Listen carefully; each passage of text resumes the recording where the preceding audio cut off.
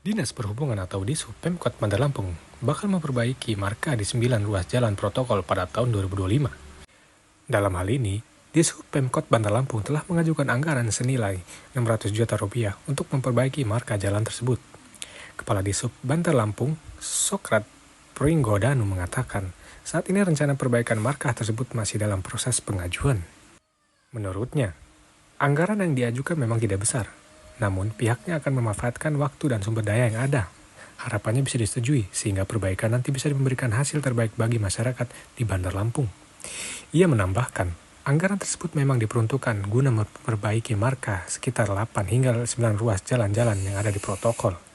Menurut Sokrat, pengajuan anggaran ini bertujuan untuk meningkatkan keselamatan dan kenyamanan para pengguna jalan di Bandar Lampung. Meski pelaksanaannya dilakukan bertahap, ia berkomitmen pihaknya bakal terus melakukan perbaikan marka yang sudah tidak layak. Dalam hal ini, Sokrat menekankan, marka jalan yang jelas dan sesuai standar sangat penting untuk menunjang keselamatan berlalu lintas. Untuk itu, ia berjanji Dishub Pemkot Bandar Lampung akan memprioritaskan ruas jalan yang paling membutuhkan perbaikan.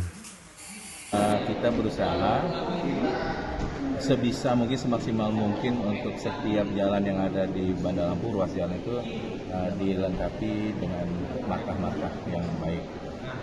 Dan kita mengarah ke arah anggaran itu sekitar 600-an. 600 juta. Ya, 600 jutaan. Jadi memang nggak besar, tapi alhamdulillah kita bisa manfaatkan waktu yang ada dengan biaya yang ada, kita manfaatkan untuk mengeceknya. Dan itu udah selesai Pak? Kita nanti mau untuk proses ya.